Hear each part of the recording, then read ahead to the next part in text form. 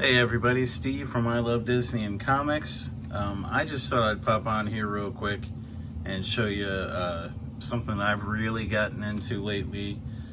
Some monster mags. These are Warren magazines and Curtis magazines, which was Marvel's line.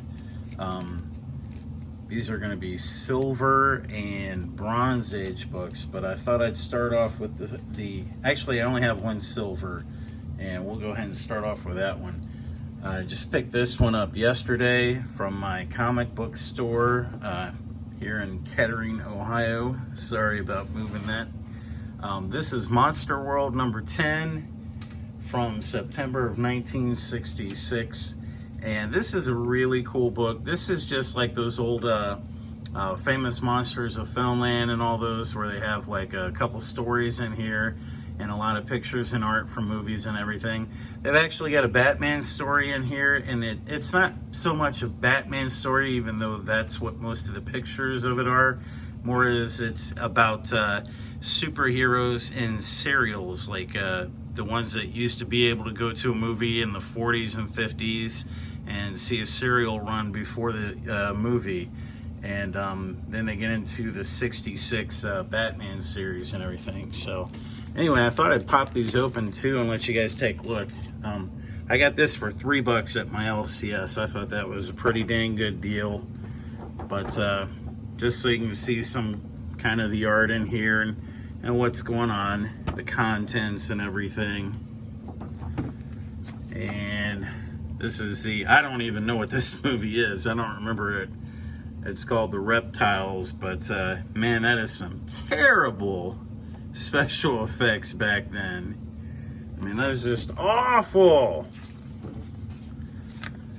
Anyway, they got, each one of the articles that they do has, a story in here where they tell you about whatever the article's about. Get to the Batman. Oh, there was a good article here on Lon Chaney, and just talks about his career and the movies that he had been in. All the movies. I want to say I read he was in like 180 different movies. I'm not sure if that's the right amount or not, but it did say like the running total at the time in this magazine. And then here's the Batman story and the superhero stars. So like I said, it's not just about Batman, but they do show most of the pictures from that. And this is what it was really about.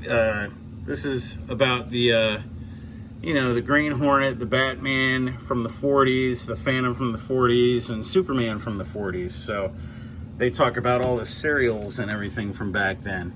But like I said, most of the artwork in here is from the Batman TV series. So it really looks like it's just a Batman story.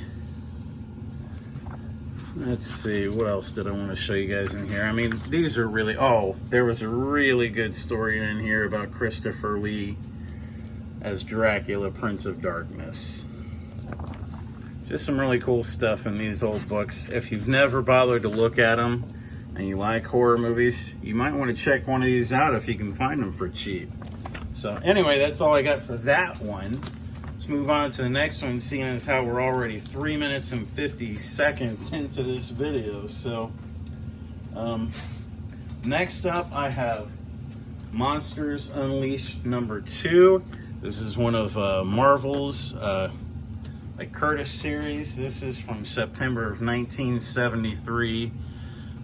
This has got Frankenstein stories in here and other things. I think there's artwork in here from like Gene Colan and some other people. Let me look real quick. I love the artwork in these, and the stories are usually, just like they were back in the 70s. So actually, let's see. Staff was Marv Wolfman, Jerry Conway, Don McGregor, Tony Isabella, Murray Friedman. Let's see, artists.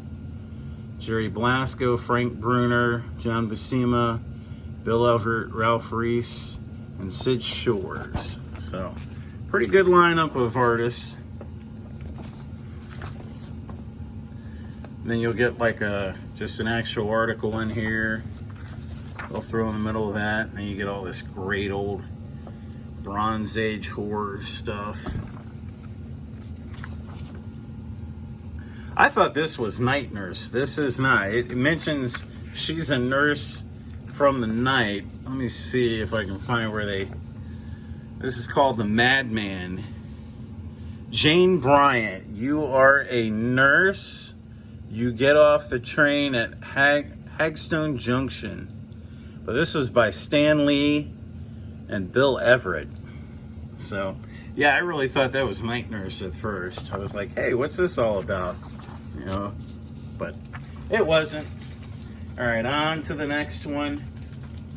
Oops. Next up, I have Masters of Terror number 16. And this is from 1978. I have not rebagged and boarded that one yet. That one was $1. So this is, if I remember correctly, this is like Sherlock Holmes kind of stuff. This was really good. Masters of Terror number 16. I'll open this up real quick and we'll take a look at like the contents.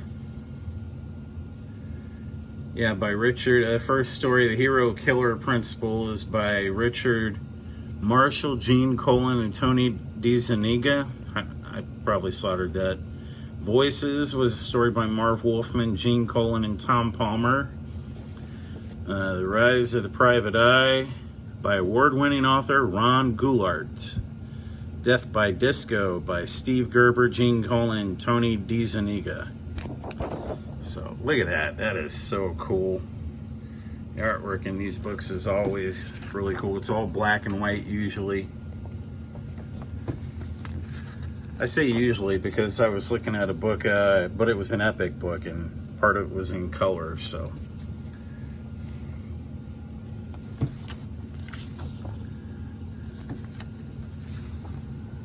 Oh, yeah. There's some really good stuff in these books.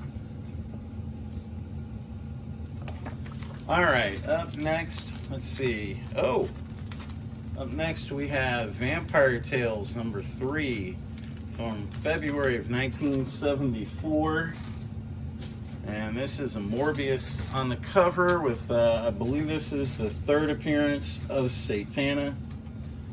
Sorry, give me 1 second. There we go. That one you can see I paid $5 for my LCS. Let's open this one up real cool. Or quick, I'm sorry. Real cool. Yeah, real cool, Steve. Yeah, this was the Satana story. It was I believe it was the first one. Right here. Really good artwork. Let's see, this was Jerry Conway script and Esteban Mardado art.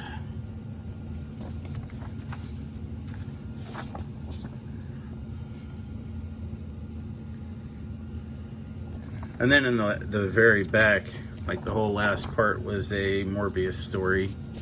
Let's see if I can get to that real quick. Running a little bit longer than I thought we would. Oh, this was cool. Vampires in Time and Space. I actually showed this book on my Instagram account, if you follow me there. Yeah, here's the Morbius story. This was art by Rich Buckler, story by Don McGregor. Finishes by Klaus Janson. But man, is that cool or what? Demon on Fire. There's some cool stuff.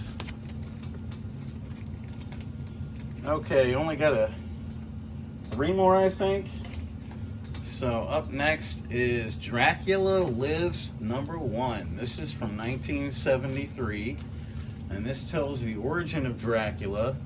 And also, being the origin, has the first appearance of Lilanda, who actually turned a dying Dracula into a vampire. So I already took it out of the plastic. Here's the cover. It does have a piece of tape right here. That didn't bother me too much. I think I paid $8 for this one. So anyway, I mean, the artwork in here is beautiful, and the stories, just to have the origin of Dracula and how he was turned into a vampire and everything, this is really good. And this is Gene Colan art. I love his art on all the horror type stuff back then. It's just gorgeous art. I love that, and Frank Bruner, man. Those guys are really good artists for this kind of style of medium and storytelling. So, really good stuff. All right, we will go moving on. 2 more books here. Next, I've got Tales of the Zombie from 1973. I haven't read anything out of this one yet. Sorry, I went ahead and took that out of the plastic to get a little bit quicker view of it. Really cool cover. And again, your typical stories in here, your horror stories for the Bronze Age.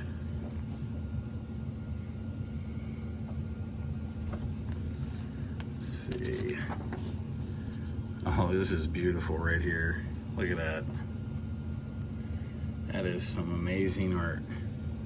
Story by Steve Gerber, art by Pablo Marcos. Gerber did a lot of these stories.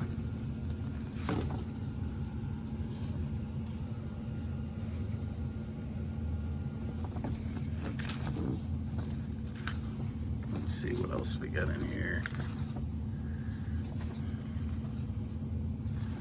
Oh, this looks really cool. Look at that. Love that graveyard shot. All right.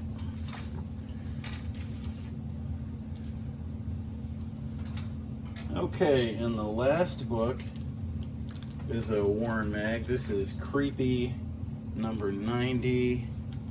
And I'm sorry, I think this is from July of 1977. I really love that cover.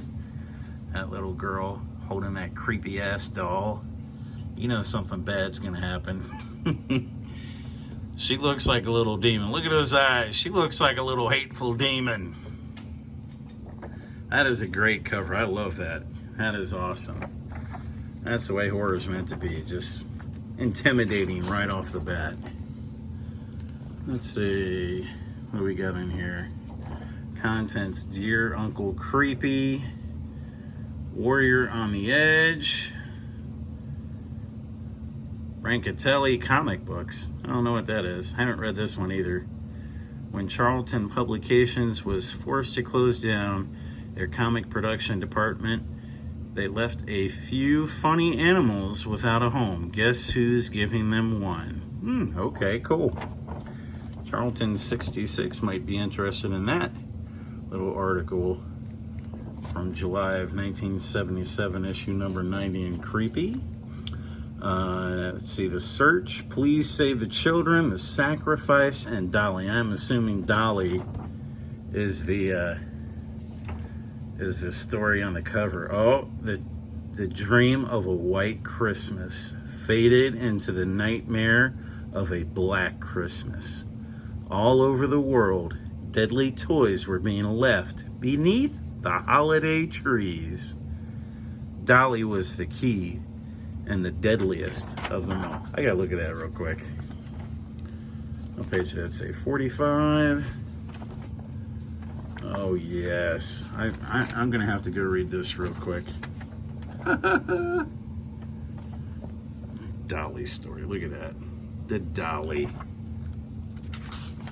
Oh yeah, look at these reindeer and Santa. Oh yeah, that's horror. That is horror, man.